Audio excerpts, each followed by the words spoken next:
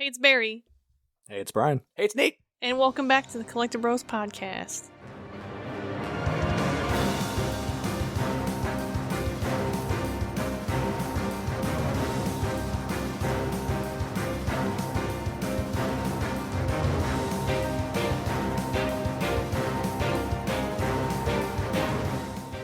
On this very special episode that was requested by a Discord fellow collecti homie Discorder. just gonna gloss over that. We're gonna go over some of our favorite video game soundtracks, songs. Even if the song is super popular, you've probably already heard it before. These are what we think have great soundtracks, regardless of the hype.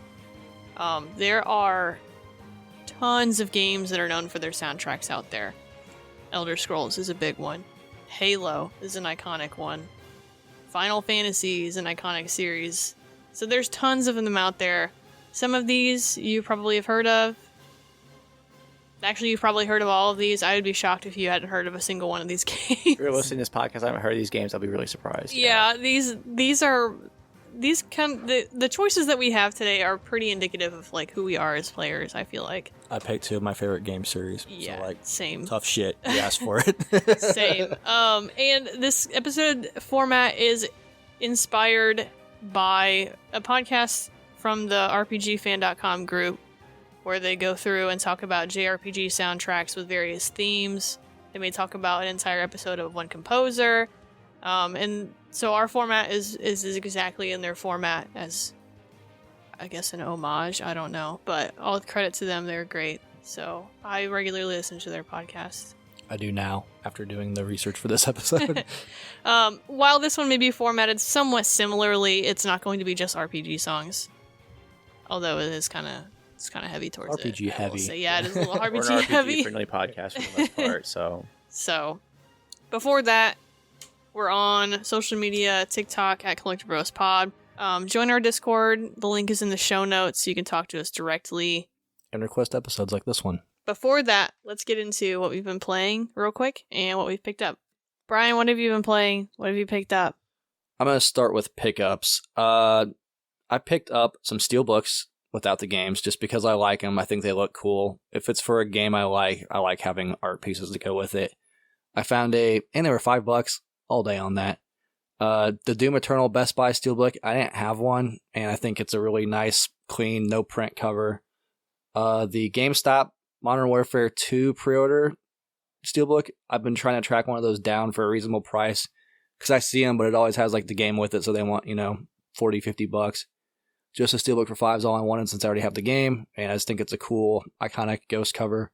And then I found a Mass Effect Andromeda one, and I don't remember what it's from because I have like the deluxe edition for that game, and it did not come with a steelbook. I'm about to look it up. Yeah, I'm really curious, and I was That'd be a Best Buy, right? Maybe, but I feel like I would have got it. Mass Effect's like my thing. Like the remasters, I literally bought multiple copies to get pre-order items, and I don't remember this being a thing for Mass Effect. So I have a different one. Yeah, it's a different steelbook. Yeah, I've never seen this one. It's almost like the game art on the disc. I think it is a Best Buy exclusive. Yeah, it might be. I might have just missed it. I see a Best Buy post that says Best Buy exclusive steelbook with the helmet on the left. Yeah. They used to pump those out. Like Best Buy had a lot of steelbooks going for a while. Yeah, but it's Mass Effect item. Never seen it, so I picked it up. $5 all day. Not my favorite game, but I will buy anything Mass Effect. I ended up picking a copy of SD Gundam Guidance 2 for the Super Famicom. It was complete in box. It was $20. It's a Japanese exclusive. Clearly, it's an SD Gundam game. But it looks like it's got an overworld like Zelda. Maybe I'll throw it in the Retron and play it one day, but my Japanese is not great, as you know. So, complete in box import game. Fair price. I like Gundam stuff, so that's cool. On the cheapy cheap, I ended up grabbing black label copies of Siphon Filter 1 and 2. They were like single digit, like $5.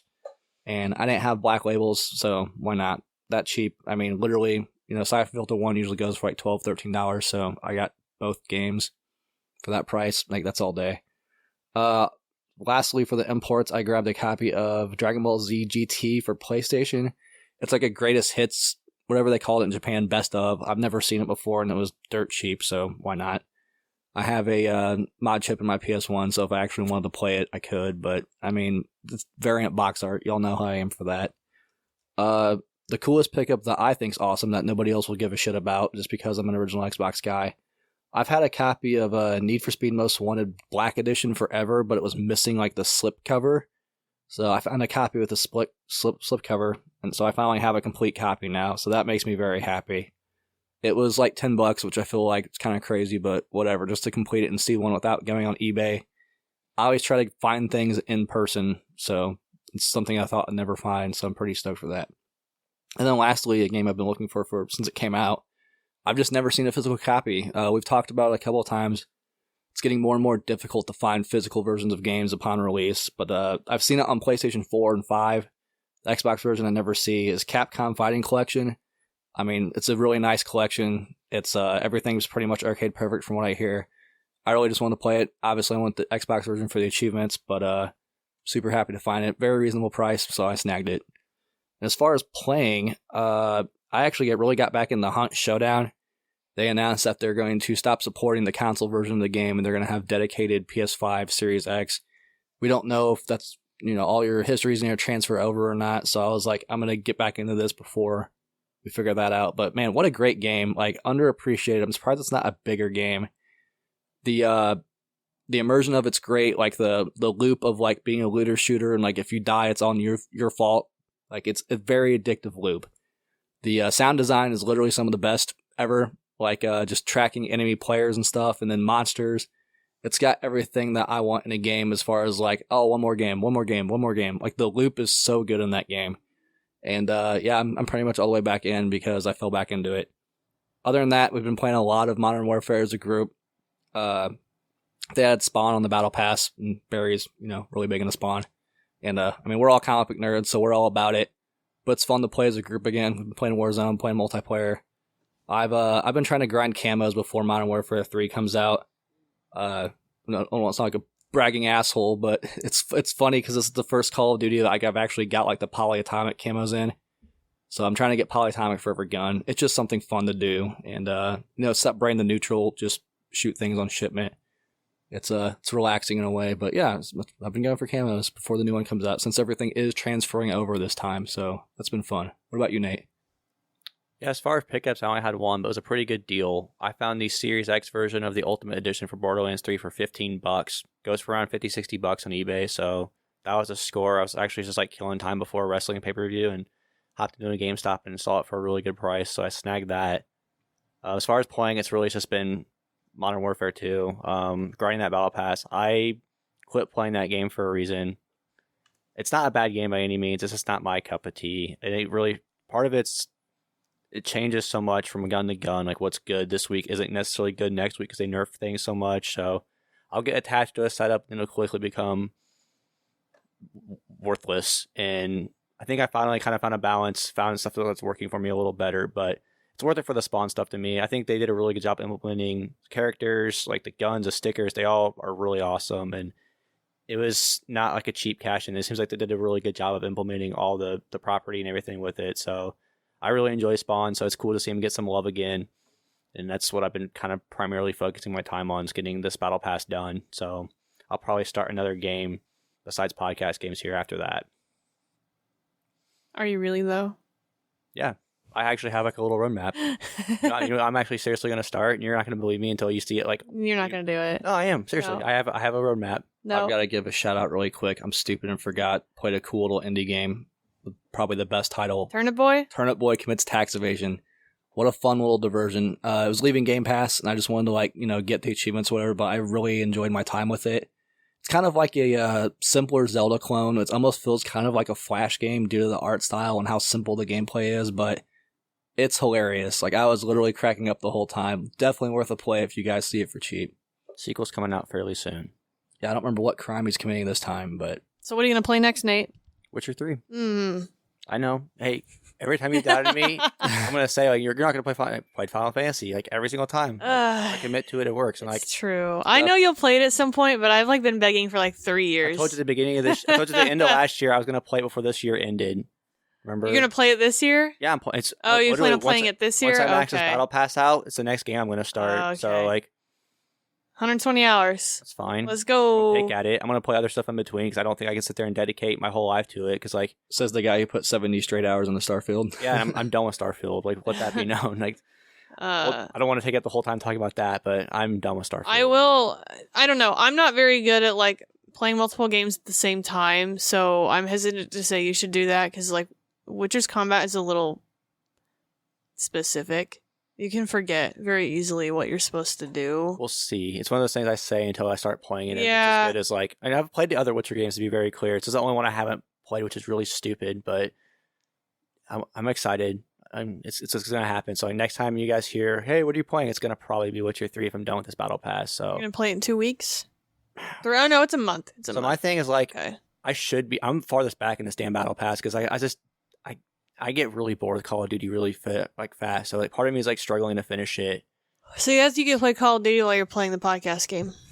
It's a good game. I gotta to focus play on like this podcast, this next game, because it's What like I do. not I'll just sit. super The pro. lobbies take so damn long to Yeah. load, Dude, so I'm just honestly, sitting there, and I'm just like, It's okay, so like the one we're about to do, I just sat there and was like, the fucking lobby's taking 15 minutes. I'll sit there and play my game. I finished the last 3 bosses on that game literally in one session, just also playing Call I was of Duty. playing with you, yeah. Because I was just like, we've been playing Warzone's the best one to do it to, because I'm just like, oh, I'm dead, and then I just whip out the game and start playing the next one. That's a good idea. So I'm like paying attention enough to like know when I get brought back, but I'm not like backseating like some people do. Brian, when you're dead. Oh yeah. So I can just like shut up and play my game and let everybody else focus on it. And if I don't get brought back, that's fine. But like I'm playing something else. Especially with the game we're getting ready to play, that's a Yeah. pretty clutch idea. Thanks, So, Barry. Yeah, I'm gonna do You can that. do both. Probably. It's easy with handheld games. Yeah. Spoiler. So I'm at 95% for my battle pass, but I got y'all. we do have some. You got polyatomic skins to unlock, Brian. It's true. Yeah, for shipment though, you got actually. That's what you set your brain to totally neutral for. Like you literally go up the hill, you go into neutral and drive down like we were talking about. Yeah, That's Warzone, like- you gotta pay attention. So normally I feel like when we play Call of Duty, like we always start with hardcore shipment as like a warm up because I don't really have to like focus too much and I can just get the feel of it. I mean, I end up in a death loop constantly from a fucking VTOL and way she goes. chopper gunner and AC 130 and I'm stuck in a crate because this bitch in front of me won't move. Or like I just need to level up some weapons to get some attachments, whatever. And then it'll get a point where at least one person's just like, bro, I can't do this anymore. And then we'll switch over to Warzone and Usually it's like me. a nice change of pace. Yeah. I think the last time it was me. Or I was like, dog, I can't. I was staying silent. I was so ready for someone else to say. I always drop an XP token. I'm like, this is how much time I'm dedicating to hardcore shipment. Oh, that's what it was. Yeah, I actually dropped an XP token, and I think Brian was the one being like, bro, I can't do this no more. And Yeah. I said, I have 8 minutes left. You better do one more. I was like, I understand. I got you. Them's the rules. So I'm out of tokens now. Don't worry about it. I'll get you some more pickled beef jerky. I'll eat and give you the code. I have to level up one more gun. Barry, what are your pickups and what have you been playing? Call of Duty. I haven't really been playing much else. I started a Dragon Age Inquisition playthrough. Nice. Because I had never played any of the DLC afterwards, so we'll see how that goes. It's hard for me to say the game aged well. I'm having a rough time. Mm. The frame rate is awful. I mean, I'm playing it on a PS5, and like the cutscene frame rate is just horrible. Damn. I also I guess I didn't realize the proportions of the elves were so whack. It looks like they squeezed somebody inside of a tube. Like they don't have shoulders. And so the problem I'm having right now, like it's kind of off-putting, honestly. It's like they took them and they stretched them out and they squeezed them and it looks like they're kind of in a little tube. And then the armor that I have on the elf that I got, his arms are clipping through the armor because they're supposed to be so close to his body. Damn. So his hands and his arms are just like clipping through my armor, and I'm like, this is not great.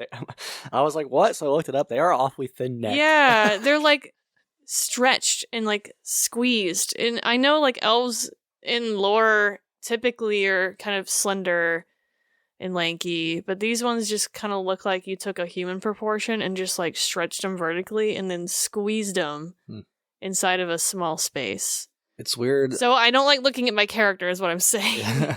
I remember Dragon Age Inquisition's like one of the first games that, played it on 360 first, then saw the Xbox One PS4 version, and I was like, oh, that's a jump, like as far as performance goes. Mm-hmm. So it would be interesting to go back and be like, That's where we're at Oh, now. I don't know why, but it's just like the game plays smooth, but when it cuts over into a cutscene and it's any further out than like right up on the character, the frame chops so hard. Weirdly, as a Dragon Age guy, I've only played the 360 version, so like I kind of similar wouldn't really want to go through the rest of the DLC that never came out for it, and like Yeah. I'm curious to see how it performs because I remember you saying that I was like, no way, It's what? weird. I was just like, man. So, and I don't remember playing. I haven't played it since 2015, and that's harsh to say. It's almost been 10 years. Holy shit! Yeah. Damn. So I don't really remember the game very well. I just remember who I romanced and what. I think I played a Kunari because I was like, shit, I could play a Kunari for the first time, and I played one of those. Same thing. And I think I played like a fighter. So this one I said, well, okay, elves have really good health bonuses or some kind of buff bonus. I can't remember. Humans have nothing. Mm-mm. The humans have no bonus. I said, why would I want to play a human? I'm not playing a human. And I don't usually play elves, so I was like, I'll pick an elf and I'll pick a rogue because I usually don't play rogues. And now I'm like, this elf is so off-putting. It's just like, I feel bad. I feel bad saying it, but man, the proportions are horrible. It's just like they're just drawn that way. Just like got stuck in the bottom of a straw, and it's just like rapidly sucking them up through a straw. All right, after Witcher 3, I'm playing Inquisition on next gen. Well, last gen now. So I've been playing. I've only played it for like, it's not been very long. I think I just got to the point where it opens up and you can go talk to the blacksmith and you can go talk so to. you're early, yeah. Yeah, I haven't had much time to play it all. As far as pickups, it's a super small stack. I got something from limited run come in. I ended up finding the Divinity Original Sin Enhanced Edition, and I didn't know why I didn't already have it. I was like, okay, I swore I bought it at one point, but I guess I don't have it. The other interesting one, and you don't see this very often, is Discworld 2 for PlayStation. I haven't ever seen one, and one popped up, and Brian grabbed it for me. Still looking for the first one. Yeah, I want to play those. Those are up my alley for sure. Like Monty Python humor and stuff. Like, yeah, that was a good pickup. If you weren't going to grab it, I was going to. And this is nice. I think the case needs replaced. Not a big deal, easy fix. The other one, I swore for years and years and years. I was like, I have every Final Fantasy game, and then come to find out, I look on my shelf and I don't have Final Fantasy Tactics for PS1, and I'm like, what? Bro, this is horrible. Your green is almost gone. It's horrible. So like, I never had it. So literally, I want to say for maybe the past 6 to 8 months, I've been trying to find one. I feel like it's been about that long since I realized I never had maybe a copy. A little longer. It's been a hot minute. It's been a while. We've been looking every game store we go to. Every single time we go to one, and we literally went on Wednesday, and I found one, and I said it's a green label, and they're always a freaking green label. So we were at ITCE 2023 this past weekend, and one of the vendors had a black label, and I literally was like, guys, I'm running up there like 5 minutes before the con opens, and I'm buying this so like nobody else can buy it. And the case is so beat up, and it needs a new case, but I don't care. The book probably, I mean, the book's a little beat, but like I got one, so if I find another book at some point, I'll replace it. But I finally have it. And then I ended up getting, one of the stores we went to had just boxes for Game Boy Advance games, which you never ever see. And they were actually crisp, like they weren't squished and everything. I think they had like Kingdom Hearts, Metroid, Zero Mission. There was a Spyro one that I was looking at too. There was another one there. Tony Hawk 2. There was another like semi-expensive title. There was a couple decent titles in the mix too. Yeah, I can't remember what it was. Maybe. But they had Dragon Ball Z Legacy of Goku 2, and it was like $40. I was like, okay, it's like 120 complete. I know the cart and the manual are going to be a lot easier to find. The actual like box is in really good shape, like even folded up. I don't think there's a little crease on the top panel, but like the rest of it's really good. I don't even have to try and flatten it back out. And then, you know, I shit you not, I just bought the manual and the game on eBay while we were sitting here. So I picked that up for, I think, $28 in shipping. So I got the game and the manual and the box right now for a total of $68. And it's supposed to have a map. There's the copy on the box that says, what does it say? Limited edition poster inside. So now I am watching a poster, debating on if I care to get a poster or not, because it's like $35.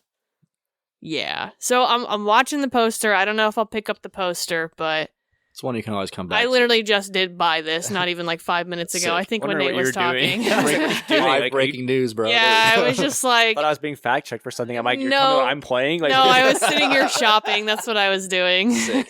That's pro. So that's what happened right there. I think that's all I got though. It's just kind of waiting for Spider-Man. Yes. I think. Well, actually, no. By Waiting to the by the build for time Spider-Man. this comes out on the 23rd, so by the time this episode comes out, we should have Spider-Man in hand. But so far, we haven't got. Probably getting sick at work this weekend. I'll put it like that. So by the time this episode comes out, all three of us should have gotten our Spider-Man 2 collector's editions, and I'm really excited to check it out. So stoked. We'll probably. I think we should do it. Brian, do you want to do an unboxing video for that one? Yeah, definitely. All right, cool. We'll put it up. My Spider-Man is to your Final Fantasy, so Yeah, I'm pretty hyped to say. Yeah, if you want to, we'll do an unboxing video for you on that one, and then so sick. let's say probably the next time we talk about it, we'll probably be talking about Spider-Man. So yeah. all right, so on to our episode. We're gonna do a block. We've got two themes. We've got battle music and field music. Now, both of those, the battle music doesn't really have to be songs that are in a fight or in a battle, but it's kind of a higher tempo, makes you get excited, climactic kind of parts of a game. And then the field music is kind of slower, kind of softer, atmospheric sometimes. We didn't want to just do this entire episode with just banger after banger after banger. So we've got two themes. Those are our themes. Blow your ears out. I want to blow your ears out, yeah. So first we're going to be doing our field themes. First song, Brian, in this block. It's going to be a song from Mass Effect, so tell us a little about it. Yeah, so Mass Effect is my favorite game of all time, the first Mass Effect in specific. And a huge part of that to me is, quite honestly, the music, and very specifically this song. It's one of the songs that, instant you hear it, I just get brought back to 2007 and pushing start for the first time in this game. I think the visual, it's the main menu music, to be blunt, it's Vigil. As soon as you start the game, it's literally the first thing you hear. And combined with the visual of just the planet and knowing that you're going to be in this space opera RPG, the song is just like the literally perfect like introduction to Mass Effect. Like you get a feeling and a vibe instantly as soon as you hear it. And it's funny because the actual... Don't go too far into it. We got to talk about it later, too. Yeah, well... It's funny that they chose this for the menu music for the first thing you hear, because it was not the original choice. The original choice was the Mass Effect theme, and the director, Jack Wall, didn't know that they were going to have this be the intro, so when he said he first put in the 360 disc into his Xbox, he was like blown away and said it was like the perfect choice for the first thing you hear for Mass Effect. But yeah, this is one of those, literally one of the only pieces of music where I can like instantly get transported back in time to the first time I played Mass Effect. And boy, if I could relive that feeling, that would make a happy Brian. So that will be Vigil from Mass Effect, composed by Jack Wall. The second one is actually mine. It's from Nier Automata. It's called City Ruins Ray of Light by Keiichi Okabe. And I might not talk about Nier too much on this podcast, but it is one of my favorite games that has came out in the last decade. I think 2006, 2007, or 2016, 17-ish maybe is when Nier Automata came out. Sounds right. And people really didn't know anything about Nier. There was a 360 and a PS3 game called Nier, and it was very difficult to get into. And then if you go back even further, like Nier is a split off from an ending on Drakengard. So when Nier Automata came out, Square Enix, made it and published it, and I think Platinum also helped develop the game. It kind of just got so popular. I think the origins of why that was popular was because of 2B's butt, but like, where we're at with Nier now, it is a super iconic PlayStation game. They even remade the original Nier. Gestalt is what it was called, and that one is Nier Replicant. So Nier Automata, I think, has an incredible soundtrack. It is so atmospheric. It is reflective of not only like what you're doing in the game, but the characters as well. And what's interesting is like it does have a lot of piano It's a lot of orchestra, but there's also not a choir, but there is like a singer in it. Her name's Emmy Evans. There's a couple people in there, but Emmy Evans is a lyricist, and she actually made up her own language for this. It's called Chaos Language. And it's made up, and it's designed to fit the theme for the world. And I was reading an interview with Yoko Taro, who's the game's director, and he said the reason we went for a mysterious made-up language is because we felt as though the game music having lyrics that you can recognize and understand might distract you. We wanted something that could truly serve as background music. If you don't know what the mysterious words means, you can't get sidetracked. So when they were making a lot of these songs for this game, they would base each individual song kind of off of a language, and then she would just kind of mash it up and make some kind of crazy... I believe A Beautiful Song is based off of Italian. I know Grandma is based off of French.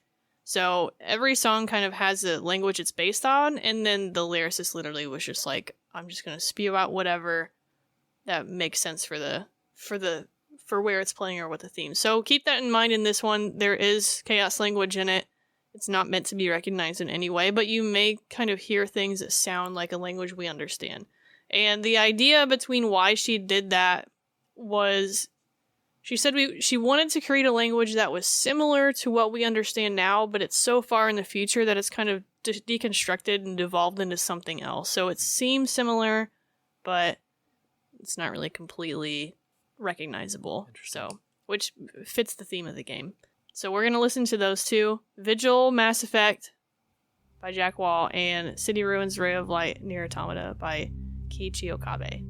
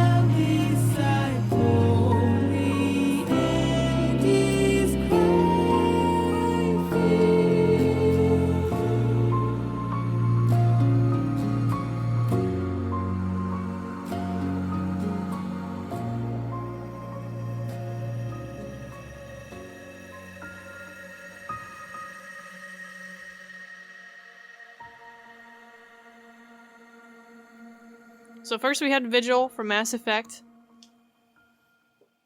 composed by Jack Wall. Nate, what did you think? I know, like, we all have history. Yeah. We all have history with Mass Effect for We've sure. all played this one, probably had similar experiences with it, because it is kind of like yeah, I think the song itself is extremely flexible, and Brian kind of brought it up. They use it at multiple times in this game, so they use it to introduce you to the game, title screen. Now, I will say, before we keep going, there may be spoilers There's going in to be this spoilers. podcast at any point in time with these, so just be We'll put a aware tag in the episode. if you want. But here's your warning now. They're all pretty big games, though, guys. Like, yeah, come on. they're Like, yeah. I'm not gonna get mad if Barry starts about Nier because I haven't played it yet. I had my time. Whatever. So just be aware if you want to play any of these and not be spoiled. There may be spoilers. So, anyways, There are Tetris spoilers. yeah. But yeah, so it's very flexible. So like beginning of the game, it's almost like title screen. Like Brian said earlier, you see this visual, this planet. And I remember thinking like I'd already watched Brian play this game 100 times, but I still had a moment with it when I was like, it's badass. Like sets the tone for like explore space. It's very almost like adventurous and curious. And that last part where they put it on, it's very ominous and creepy. And it's crazy. They don't change it. There's not like they don't scale it down to like a lower. It's the same damn song, and that's really hard to pull off. Super impressive. I remember when I played this game for the first time, like I didn't have any friends I knew who also played it, so I was going in like completely not really understanding like what this game was as a whole. So like when I first played it in that open, I said, ooh, this is like pretty, like it feels very like I'm about to go into the unknown and like explore some things, and everything looks really, I don't know, like there could be anything out there. It's like hopeful. Yeah, and then like directly reflecting that moment the next time it plays and it really hits is like when you speak to Vigil. Like, and I'm sure Brian will want to talk about it, but when you speak to Vigil and when you kind of really find out like what the Protheans are and what happened to him, it really completely changes like my emotional attachment to the game. So then next time, like after that, anytime I'd load the game up, not only Different. it just hit different because it Yeah. wasn't just like, oh, the hopefulness of space exploration anymore. It was like, now I have the realization of like what is actually happening, Yeah. and it would change my understanding of like how I felt going into the game. And then remembering, like, especially if it was a new game and I was starting it for the first time, being like, oh man, like changes so drastically. It's pretty cool for me because like the low hum at the beginning that goes throughout the whole song, I think it's perfect for the start screen where you see the planet, and when you do push start, it kind of just pans to the openness of space. And then, like you're saying, the change of that where it's kind of like a weird like exploration, like kind of beautiful. And then when you get hit with, oh yeah, you've got to save the universe because we're all dead, and you're surrounded by all these basically frozen, mummified Protheans talking to this AI that's like, we failed, it's up to you. Where the huge twist of the game hits you, it changes the eerie. And then, like you're saying, every time you load your game since then, even playing the remaster, it hits different, and it never goes away. And for me specifically, why I picked this song in particular, that moment of when you first get realized the twist of the game where, you know, these machines are coming to wipe out civilization, and it's been done, you know, thousands of times before. The first time I did it, I remember putting the controller down, just staring and being like, what the actual fuck? Like, seriously, this was crazy. I get it's kind of like a, you know, overdone sci-fi trope at this point, but it was revolutionary for the time as far as storytelling goes. And music, it's supposed to invoke emotion. It's supposed to make you feel a certain way. And honestly, sometimes I struggle with that and just music in general, but this is literally, for me personally, one of the few songs that can just literally take me right back to starting the game the first time, and then, like you're saying, experiencing that emotional change of like, oh shit. And it's every time, even now playing it, like the remaster, still has the same effect. And for transparency, the first Mass Effect, I've literally, on the 360, I've beaten that game over 17 times, and then probably 5 or 6 on the remaster, just for Mass Effect 1 alone. I still feel this way about this song, so it's pretty remarkable. Yeah, I feel like anytime you get a song that can feel timeless, it's pretty hard to do. Like orchestral, it's way easier, but like this is pretty synth heavy, and like it's a little easier to, like, sci-fi, you think kind of synth almost, but this doesn't sound sci-fi. It fits sci-fi perfectly, but doesn't sound like a computer's making it, you know what I mean? It sounds like this will be acceptable 20 years from now. It'll still sound like good ambient music. Doesn't necessarily sound chippy or anything like that. I think the Mass Effect soundtrack as a whole, it's like the most beautiful blend of like 80s synthwave mixed with like orchestral classical, and it's tough to do. Like that's an interesting, unique combination where, you know, you think like the Blade Runner sci-fi kind of has its own sound. Like this sounds like space opera. It's the best way I can put it. Yeah, sometimes like especially futuristic space games are hard to make a soundtrack for that doesn't necessarily sound like it's in our day and age. And this one does sound like space opera, futuristic, but not like too weird and out there for you not to be able to connect to it. So I think they did a really good job with the Mass Effect soundtrack. I mean, M2 is like one of my favorite songs, and you don't even get that until the credits. And like I think that's the only song on the soundtrack that has lyrics. Yeah, I'm pretty sure it is. Yeah. I think the Fonts did that one. I think it's by the Fonts, but like. Even the one song that has lyrics at the very end in the credits, it's not it doesn't feel disconnected from the rest of the soundtrack. So the whole soundtrack for the whole game really just feels cohesive for the universe. It's interesting too. If you look at the other things Jack Walls worked on, like obviously BioWare gave him the rub on this one because of Jade Empire, right? But like great score too. Primarily, he's been working on Black Ops, like all the Black Ops games he did the soundtrack for. If y'all remember Black Ops 4, like how different that sounds and like rest of your basic classical music, like the dude's got some range, and like I think this is the pinnacle of that.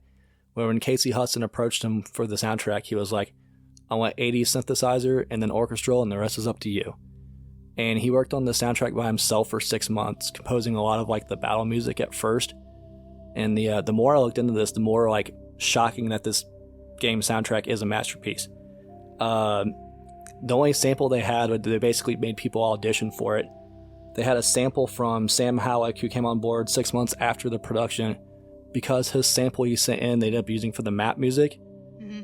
And BioWare was like, incorporate this, add synthesizers, that's the tone we're going for. So it's cool how the guy who basically submitted got to come in and work on it also.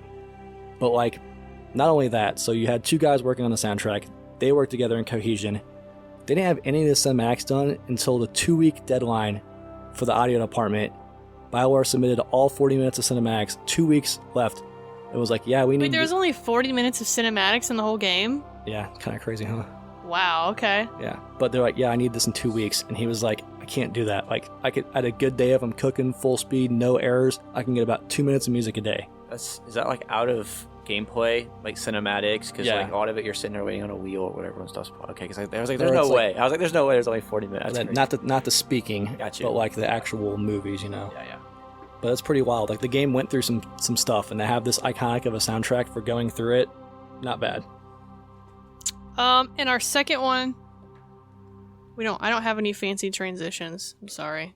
I can't think of off the fly fun transitions for going from one to the other. I'm bad at it. I'm not your guy. From going from transition to her to be like, hey, that's my pick. Let's talk about yours now or something. No, I mean like what they do on their show. Yeah. Oh no, they're silly transitions. No, we don't. They're good. Practice though. We ain't. My attempt at a transition is going from space ruins to city ruins. City ruins, ray of light. There's some spacey stuff. Yeah. Anyways, City Ruins Ray of Light from Nier Automata, however you want to say it. This song does also have a non-lyrical song that you'll hear more, but it's definitely in the open space. And the first time you hear this is when you get to the Resistance camp and you're talking to those people trying to figure out, like, what am I supposed to be doing down here on Earth? But it's very field when there's, like, literally the city is in disarray. Buildings are crushed. Trees have taken over everything. Wildlife's taken over everything. So, what did you guys think of this song?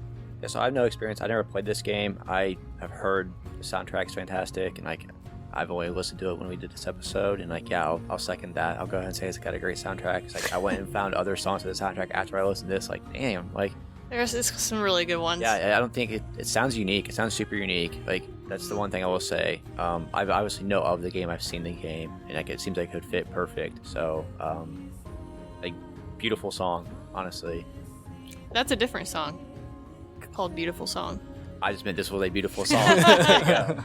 Oh, Beautiful Song actually is like the Nier song that everyone's like, oh, is this where the song's gonna play? Like everybody knows that one. That's funny. So Nier 2, Automata, whatever, 2. It's such a unique game, and it branches from different gameplay styles to just different visuals. Like the game's ever changing, and I think the music fits this so perfectly. Like most, orchestral scored games are not going to have vocals, so to have vocals on this and just stand out that much and just stand on its own and be so unique. If I didn't know this was for Nier, I'd be like, it's probably from Nier, isn't it? Just because it's so unique and different, like it stands out so much.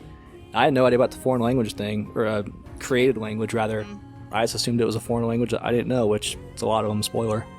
But and that's what's so interesting is like when you hear it, it sounds like something. You're just like, what is that? Exactly. And I've watched a video on a couple people who did like a Beautiful Song specifically, and he was like, I can hear like the Italian influence in it, but it's not quite Italian. So it's really interesting that you can listen to a song and be like, what is that? Like, I don't know. It fits the theme of the whole game, really. It really does. I think more so than probably any other game on this list. I'll say that. It's just unique. It's literally stands on its own as this concoction of different things to make the game. And gameplay wise, that's how Nier is. Like it's literally, 5, 7 different types of game in one. This song is kind of the reflection of that. I mean, even then, like the songs aren't, the gameplay does change a lot to like bullet shooter, hack and slash, top down dungeon crawler style, but the songs like still feel so cohesive. Mm-hmm. I mean, especially for like a normal orchestral style that's got a lot of piano and a lot of strings. It just, every single song that's got lyrics in this soundtrack like slaps harder than the rest of them. And they all sound similar, but they don't. And you're just like, what is this place? And like, what's going on? So far in the future, like everything's destroyed. You've got no idea what's happening. And it's really just a reconstruction. So it's an interesting, like, chaos language is like a reconstruction of our languages that we understand. So, like, full disclosure, none of us here compose music. Like, I've dabbled, Brian's dabbled. I don't know if Barry has a music background or not. No, we probably should include that at some point. I do play instruments. I don't like, very, very casual, and I keep it that way with intentions because people are psychopaths and music people are weird. But this song, like, just like, whenever a song leaves you like thinking afterward, like wanting to look more into it, like I think this song does like it's so foreign and familiar, which is super difficult to pull off because like Hollywood movies, you film a desert, you know exactly what song you're gonna get. This like it's gonna really sound like piped in Arabic chanting. Then you're like with a little stringed quartet in the background, like that's your generic foreign sound in greater Hollywood music. Right. This sounds foreign, but it doesn't sound like cliche. It doesn't sound like it's trying to invoke anything. It invokes like a natural feeling that feels oddly familiar too. Like you said, you can hear the influence of the languages they were going for, and even some of the string instruments. It's like it sounds familiar, but it's definitely like invokes that like this is a different world too. And I think it's really tough to pull off. They do a great job of it. Yeah, it's a great overall theme of like you're familiar with this, but you don't really know it. And it's in the songs and in the game. Yeah, spoiler. So Nate, I know you haven't played it, but like humanity's wiped out basically. So the fact that it is this made-up language that sounds similar, it's almost like passing on a tale that kind of through telephone gets distorted. That's how language would be. Like it fits so well. I didn't even know that about that. That's an amazing fact. That's awesome. Yeah. When they do stuff like that in creative mediums, like it's super Yeah. unnecessary but amazing. And like I don't know the process behind of like how exactly she will get the words for the chaos language, and I'd be interested to see like a video or something about that. But yeah, that'd be cool. Every single song lyrics is based off of a language, and then how she can get to the chaos language that we hear. Because I don't know, there's not really lyrics you can look up for these, and I don't know if there is a repetition on like words or if it's just blah blah blah blah blah blah constantly. I'd have to listen to it so many times to see if there is like a chorus that's repeated through the song with the same words. Yeah. So I'm not sure. You guys ever see those videos where it's like what this language would sound like to you if you didn't speak it? Yeah. It always sounds crazy. It doesn't sound like, oh, that sounds like someone speaking. It's always like, what? This doesn't sound like that. Like that'd have been very easy to make. Just kind of like go up there and speak gibberish, but the talent to be able to like make it sound like something that you can kind of pick up on. It's like so insanely impressive, especially when you're literally creating the freaking language. Like, it's unbelievable, actually. On the fly too, basically. Yeah. On And the singing fly. instead of speaking. Yep. Like, yeah. And the fact you're recording, Make it melodic. singing. Yeah, that's crazy, dude. Like, how talented. So we'll move on to our next section. We're going to have one more song from our field style, and then we're going to roll into battle music. So the last one in our little field is from Elder Scrolls, from Morrowind specifically. So Nate, if you want to introduce your song. Oh, how'd you know it's my pick? No way, Morrowind. Oh, so no yeah, way. so everyone knows Elder Scrolls' sound at this point. It's iconic. It's been memed to death at this point, specifically Skyrim. This is Jeremy Soule's first work on Elder Scrolls, and this is how he earned a job basically until recent events, which we're not going to talk about, but so this set the foundation for him getting this gig in the future, and it's very interesting with his approach. When you read interviews now, because there's obviously a lot more information about Skyrim and even Oblivion to a degree than the process for Morrowind. Like, the running gag with Morrowind's music is like it's fantastic. It's great. I mean, obviously, it was nominated for awards and stuff, but you could put it in any fantasy RPG and it would probably fit. That's like the running gag with it, which a lot of the Morrowind stuff, it's really hard to find direct quotes. It's people basically saying through speaking or people that worked with the game. So not a direct quote from him, but from other people that have spoke to him, etc. He said his approach for Morrowind is like, the world is so foreign and crazy looking. I need something a little familiar here to not completely take you out. And it's funny because it's the Elder Scrolls music, especially like the Elder Scrolls themes, comfort food at this point if you're like into that series, because like everyone has its own version, but it still is that same skeleton. That skeleton was built with Morrowind. So I specifically picked this one because it was the first soundtrack in like a video game ever where it just made me like kind of stop. You first hear it on like when the game's loading, because like I don't know if you guys played Morrowind when it was out, like it was kind of a beefcake on computers. You were waiting for it to load for a minute, and you get that cinematic finally where it was like there's just a title screen's all it was, but you get like a piece of this music. I was like, wow, that is epic. I cannot wait what's happening. The first time this song hits you out in nature though, like I literally just stopped and let the camera spin just to soak it in, and just I'm still getting goosebumps. I've played this game a billion times, but it's just like so immersive. And it's the kind of the first time even as a kid I realized like, damn, like music can really take you to another world. Like if you didn't have the visual, this song can take you to a world. So that's why I picked it. But Excellent. sorry, I tried to keep that kind Oh, of it's short. okay. I dragged on a little bit. And then the first song in our battle music is actually my pick. Sorry, you get doubles of mine already. But it's from The Witcher 3, and it's called Eyes of the Wolf by... I'm not Polish. This is my best. I'm like barely Polish. I'm gonna judge you super hard when you mispronounce this. It's composed by Marcin Przybyłowicz. Hey. I don't know. Alphabet. I've disgraced your ancestors. Sir. I'm sorry. His name's Sir. But it is, in my common theme, also includes lyrics, which are all Polish. I did not look up any translations of what they would have been to English because, frankly, I couldn't really find it, and I didn't want to just slap it into a translator because most of the time translators are just wrong anyways. Yeah, they're not to be trusted for like 100%. Yeah, they're not. Get you, like, I mean, read the books. Yeah, there you go. Yeah, so I mean, like, all the lyrics that you're going to hear in this song are in Polish. But I feel like this song is, as far as I think there's other ones that are a good example of this, but as far as like a battle theme for Witcher, it is indicative of like the identity of Witcher. Witcher's entire soundtrack to me is one of the most unique soundtracks, I think, in video games, period.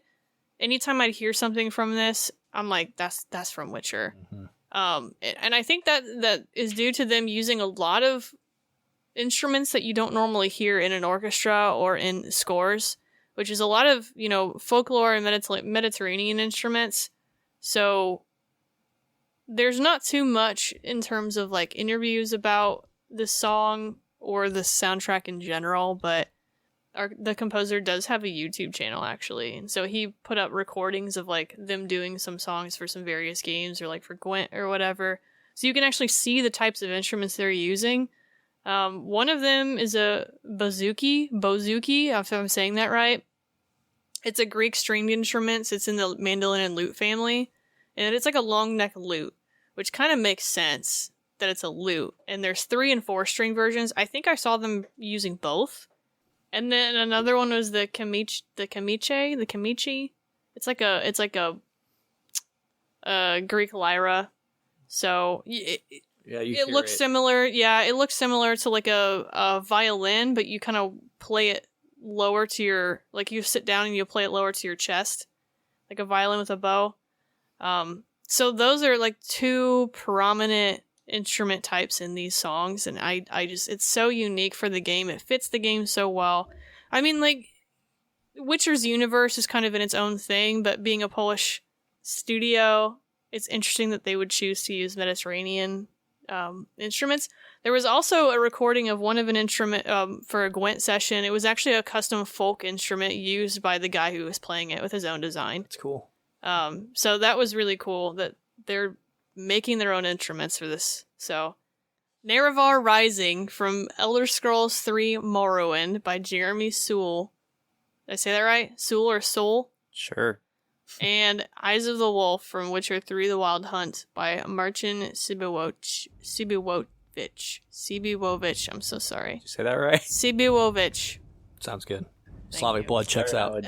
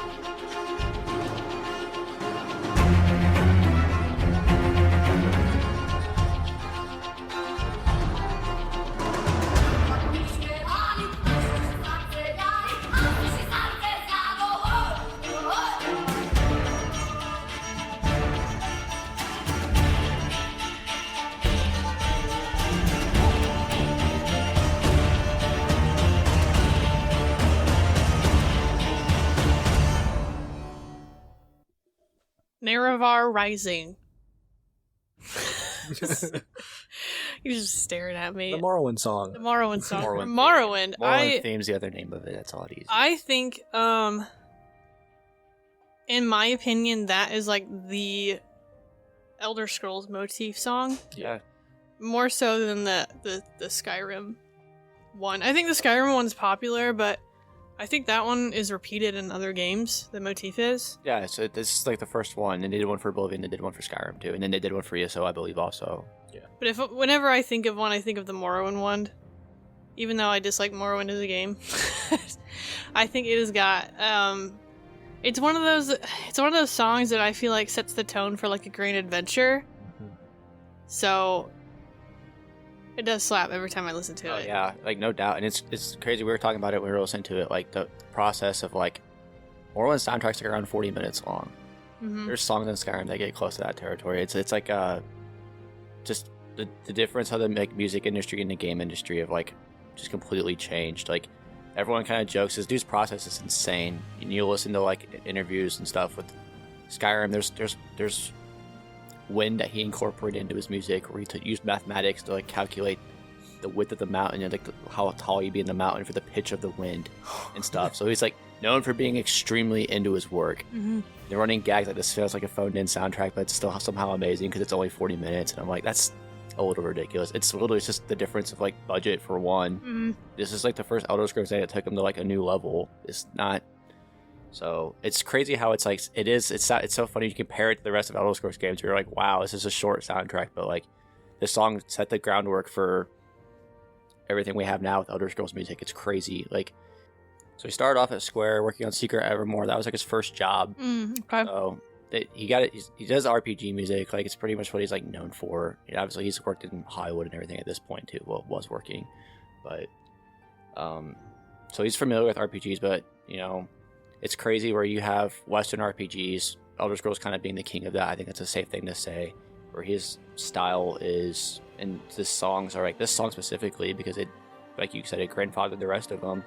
Is like the song, and it's the same. It's crazy. He even worked on Final Fantasy VI and everything. So he has like, he went back and did an arrangement for Final Fantasy VI. So it's like a thank you because they got him to start in the industry, which is pretty cool. But it's like RPG music, like this the guy, man, for me.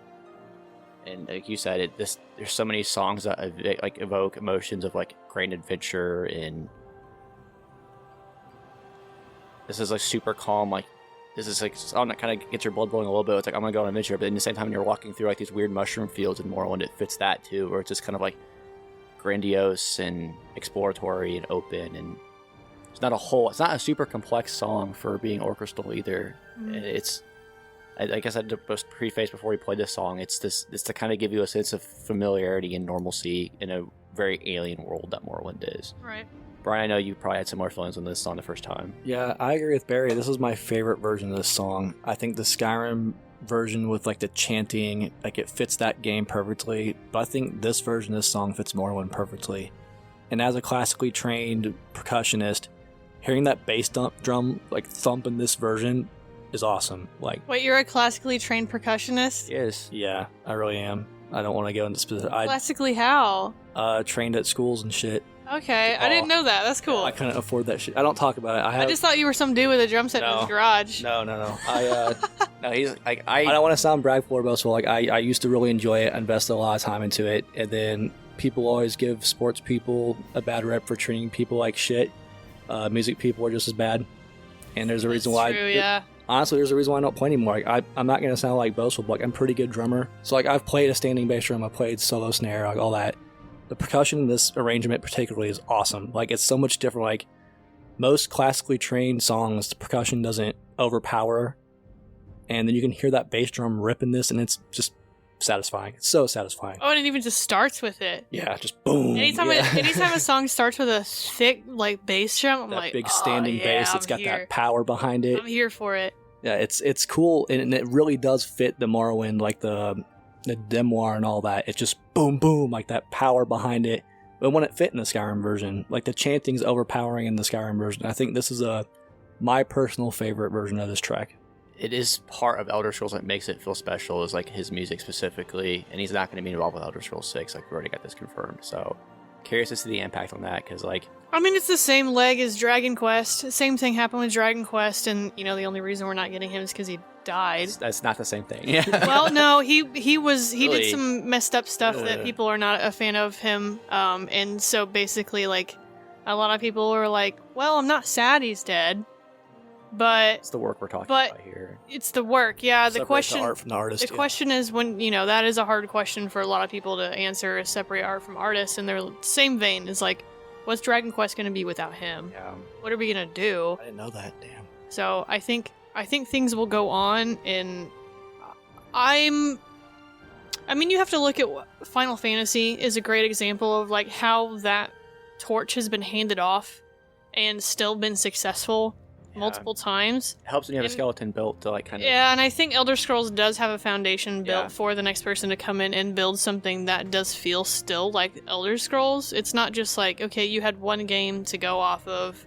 now figure it out. It's like you've got multiple examples of like similar themes and tones that we want for this game too, but still mesh into the world. So I think Elder Scrolls is going to come out fine. Should. We'll see in 2050. Yeah.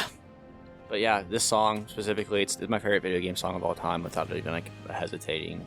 It's the first one that had like a moment where it took me into the game and like I felt like I was there, and this song like added to that, so that's why I picked it. Love it. It'll stay with me forever. Now, Witcher.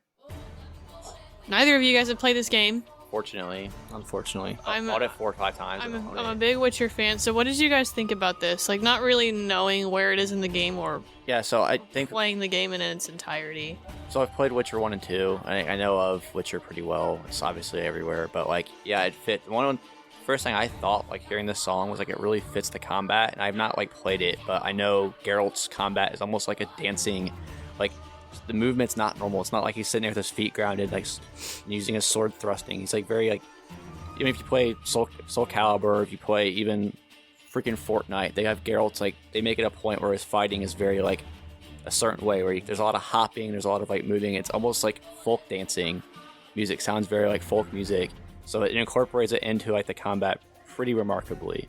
I agree, but not necessarily with this song. Like, the overall tone of like folk music in this like definitely matches that kind of like dancing combat style that you're talking about, but this song is like the hunt.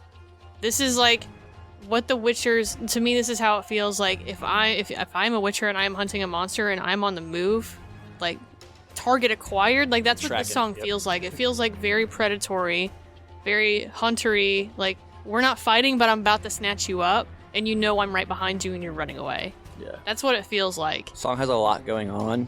Like none of it sounds distracting. You know what I mean? Like there's chanting, there's super unique sounding instruments. Like I'll go ahead and say this: anytime you make your own instrument, I'm gonna be a pop for it. Like Kraftwerk's like probably my favorite musical act of all time, and they made all their instruments. So anytime you're talking about like these are instruments you're not used to hearing that they made, like high marks automatically for me. Now, I will say, I don't know if that specific instrument was used in this song. It was a recording for one of the songs from the Gwent game, so I can guess that they may have used it in this soundtrack at some point. Either way, there's instruments going on in this song that you don't hear in anything else. So Yeah. it just sounds so different. The thing I love about the Witcher soundtrack, it's inspired by classical music, but there's not a lot of piano work, there's not a lot of horns. It's very string heavy, right? And you don't hear that through most of like, you know, our sense of Western music in America is usually based off of like, you know, English classical music. So to have like that, you know, medieval, Mediterranean, string inspired is awesome. And again, loud percussion, like always a fan. For an action heavy music, I think it adds a lot. Because a lot of times when you have percussion in classical music, it's not supposed to overpower. It's to keep the rhythm and to keep the steadiness of the music. For this, again, to have more just like bang bang with bass, I'm always happy to see that. I get what you're saying from like a hunt standpoint too. The song sounds like it's definitely taking place at nighttime. It makes me think of like just night. I know it's really cool when like a song can paint a picture for you while you're listening to it too. Like And with vocals, that's super unique. Like that's a tough thing to do. I agree with the Nier comment. Like vocals can be distracting. I think it helps add to it when you don't understand what they're saying. Again, just like he said, but it stands out. Like you're saying, you know this is Witcher when you hear it. Yeah, I feel like at this point there are a lot of times where I feel like I could hear a song out of a shuffle and be like, that's Witcher. Yep. 100%. Like, I cannot think of another game like this soundtrack that's even close to being similar. I mean, you've got let's say Assassin's Creed Odyssey, for example. It's Greek. You know, you've got some Greek sounding songs in there, but it doesn't feel folklore like this. Right. Yeah. It's very different. So to use the same kinds of instruments but make it feel very You different. got bass string based instruments in Assassin's Creed, where this is like very rhythm heavy with like a lute or modern guitar as the forward instrument. Or like even some of the slower songs, like it really emphasizes like long notes on the strings, and it's really nice to hear. And then the other combat ones that like play like when you're in the combat. This one doesn't really play very often in the game. It's not like a combat song that just plays and kicks on. I think I can think of 2 times that this one plays, but it's not the common like battle music, I suppose. But yeah, it like you said, it's very combat-y, but I'm like, this is right before the combat. Like, this makes me, anytime I'm just like, man, that's Geralt on the hunt. That's it. In the night prowling. Yeah, it's a pretty remarkable song. It's like I said, it's super busy, but it doesn't sound distracting at all. It's pretty impressive when you can get everything cohesive, and there's just tons of different noises going on. So that's the complete opposite of the one I picked, where this song's super complex. Got my Slavic blood going. Yeah, for sure. Well, speaking of the next songs, Brian, do you want to introduce your battle pick from Castlevania? Yeah, I picked Castlevania, and yeah, I know, Bloody Tears, of course. It's the iconic Castlevania song. But I picked my 2 favorite games, Mass Effect and Castlevania. I mean, straight up.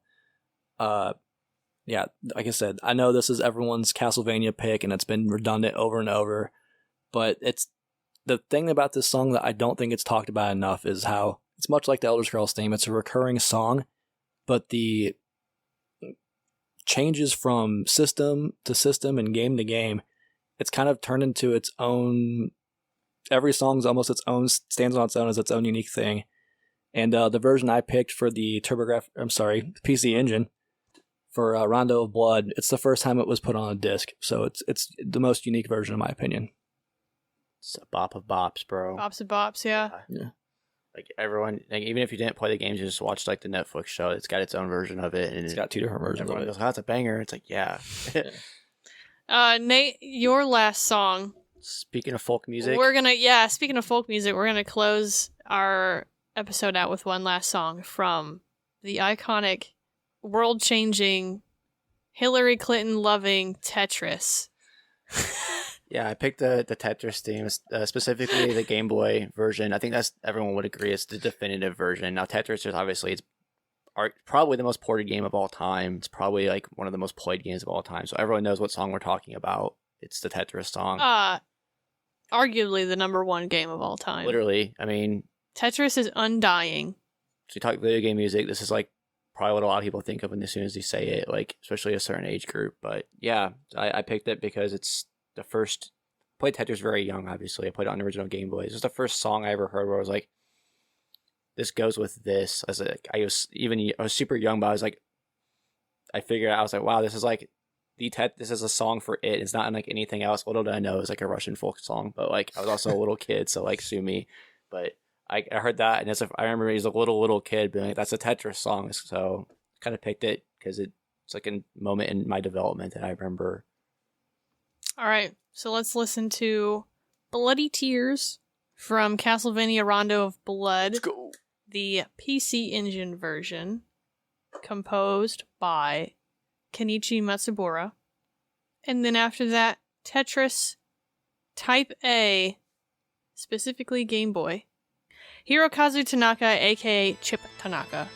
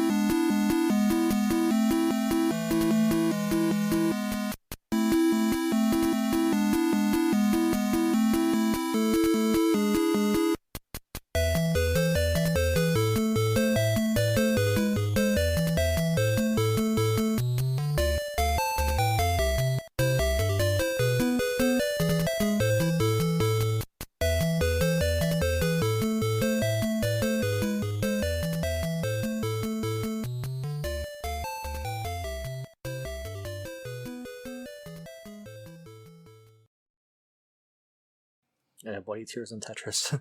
Bloody Tears and Tetris. So Bloody Tears, Castlevania, Blood of Rondo, specifically PC Engine because it's on the CD. Mm-hmm. I've never played Castlevania. This song slaps. Oh, The song's good. I mean, as far as like the NES era, I think Castlevania stands on its own. And this song first appeared in Castlevania 2. It was anytime you're out in the world and it wasn't nighttime, this is a song you heard. And obviously it was the NES chiptune version. It's a great song, and it's gone on to become like the Castlevania song if you ask the majority of people, right? Castlevania's got so many classic tracks, but this isn't even the theme, but this is like, come on, let's be real. This is the Castlevania theme. It's a big reason why I picked it. I know a lot of people have already talked about it, but the thing that impresses me with this song specifically, you look at the first appearance on the NES. This thing's been on Haunted Castle for the arcade, the Super Nintendo, Castlevania 4, Genesis. I mean, I could go on and on and on. Almost every single console has a version of this song, including the super underrated Castlevania Legends Game Boy version of the song. Slaps. But it's so weird to have an iconic track and just have the evolution of it. Like, example, the CD version, it's the first time they use an organ. And like Castlevania's always been known for having like classical music with like a guitar rocking out, because Konami did their thing in the 80s and like metal was big, you know. And it's like the weird, unique, perfect combination where almost if you hear it, you know it's Castlevania. It's got that like spooky kind of like classical music with, you know, Bach with like the piano playing, the Dracula theme. You know, everyone knows the Dracula song in every vampire movie. That do-do-do-do-do-do-do. You know Dracula. This is like that, but with a guitar shredding, and that's just Castlevania's, you know, classic signature. I think this song encompasses that more than any other one. I don't want to interrupt you, but when you did that, all I could think of was the banjo thing, where he's like, oh, I just lost it, it's gone now. I'll cut that out. The banjo, like, ding, ding, ding. Should probably cut me out. Like, that's just what I heard. I'm tone deaf as fuck. Deliverance. Huh? Deliverance. What? It's from Deliverance, right? I don't know what Deliverance is. So the movie premise: Burt Reynolds and his buddies are canoeing, and it tips over. Hey, we'll help you, but they're like, that's like the song he plays when he's like, when they're pulling up. That's what it's from. Yeah. I can just hear. Everyone knows it, but it's like literally from like one of the most terrifying movies ever made. Look, I'm tone deaf. I was a drummer for a reason. All right. Anyways, beside the point. That's just immediately what I thought of, was some hillbilly with one tooth playing a. If you're out in the woods, you banjo. hear that shit, you in trouble. Get out of there. Yeah, clearly this is an inspiration for this song, right? Bach's Toccata and Fugue D minor. You get that alternating 16th note pattern of like the high-low, high-low. And if you know anything about piano playing, you know, you're going to have your pedal repeating against your keys if you're playing 16th. That's the intro to this song. On every other version, it's drummed because of the chip tunes and all that. But with the organ, it's so noticeable of that alternating build-up. It's awesome. Like, it stands out so much with the organ, and it's the perfect blend of like classical English music with like the guitar rocking out, because that guitar just slaps. So I'm pretty familiar with Castlevania 2. It's like obviously one of my favorite franchises, known for the music. I didn't really get to play Rondo until the PS4 digital double pack. And I remember the first time hearing this version, I was just like, like, God, this version slaps. Like, it was crazy. Because, like, you know, unfortunately in the States we got Dracula X, which, like, whatever. But Rondo's great. Rondo's as good as Symphony of the Night. No one wants to talk about it, but it really is. So, like, to hear this song with, like, in that game, too, it's like, wow, it really added, like, the organ does, like, add a whole new... I feel like an organ is, like, a necessity for any kind of spooky game that's in, like, a spooky castle or, like, a church. Like, and depending on how you play the organ in that song, it's going to feel dark, or it's going to feel, like, holier than thou, almost. And so... I'm glad that they finally were able to put an organ in there, because it makes you feel like it fits, like it belongs in that environment and like that world of like creepy vampires and creepy castles that turn upside down and wild stuff like that. Yeah, I think this song specifically, it's kind of interesting because talking about taking a song that you know and then kind of evolving it through different games. This one's done it more than Elder Scrolls, the one we talked about earlier. This one's like you had to do it through generations and mediums even. Yeah, there's not a lot of games that I feel like have been so long running to be able to take a common song and allow each game to make their own version. But still instantly recognize it. Instantly recognize it. I feel like Castlevania is a good example of it. Final Fantasy is a good example of it. Dragon Quest is a good example of it. So, but you have those games that have been out for decades and have so many games that they have the capability of doing. So it's nice that Castlevania does keep that all the way through, instead of just making every single game like its own thing. Yeah, like keeping that theme tied together. And it's interesting too, because there's not a lot of examples I can think of. I'm sure if I sat here and thought about it, I can think of more. But the way that they've incorporated the title of the song, like Bloody Tears, visually into the Castlevania games.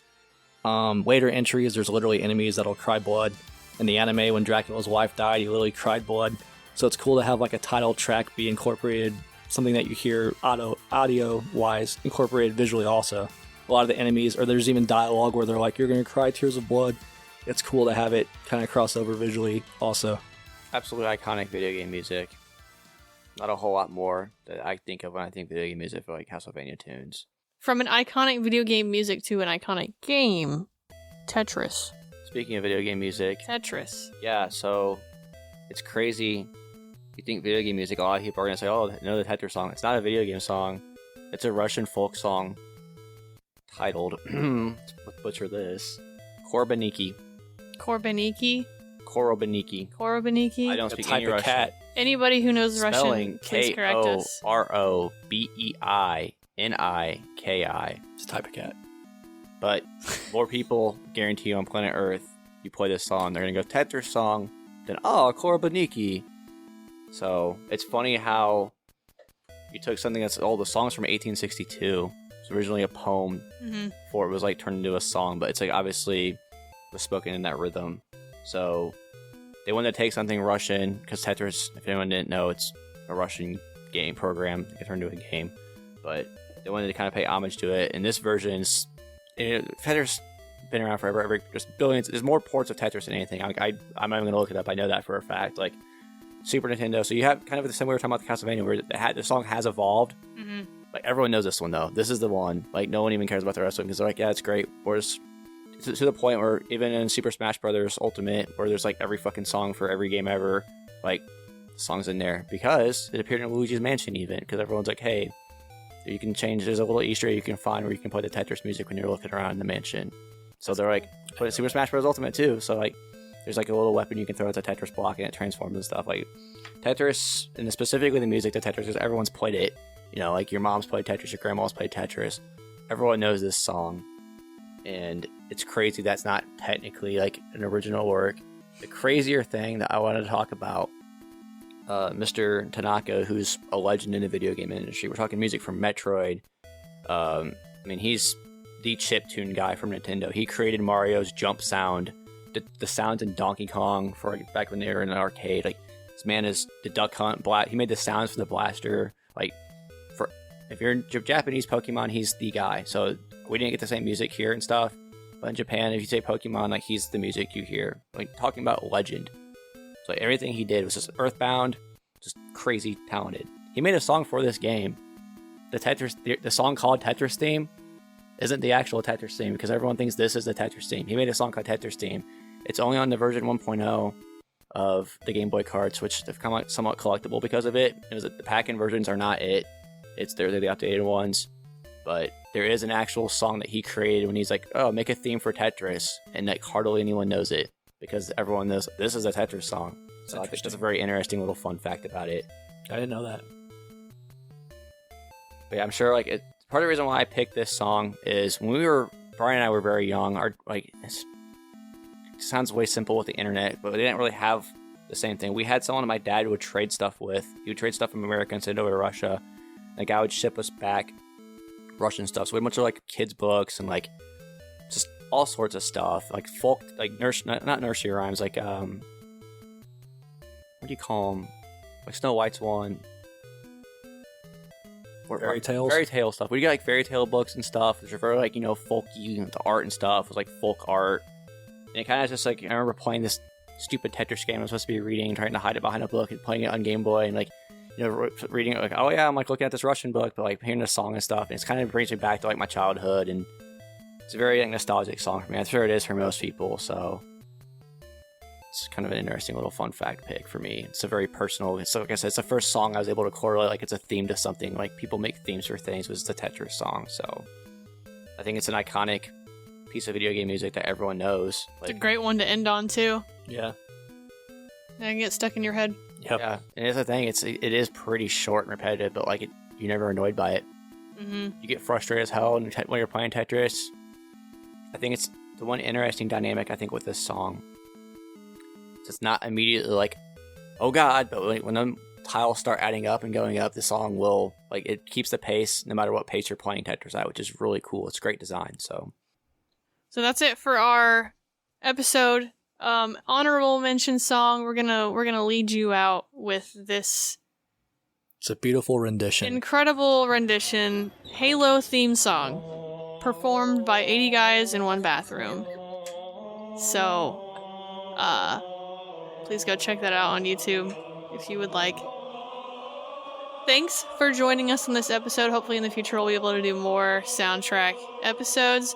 If you want to join us in the Discord, drop some links of some of your favorite video game music, because I'd love to hear them, because there's tons of them out there, some really good ones. it was really hard to pick too. All right, thanks guys, thanks for listening. Join us next week. Deuces. Bye. Bye. Bye.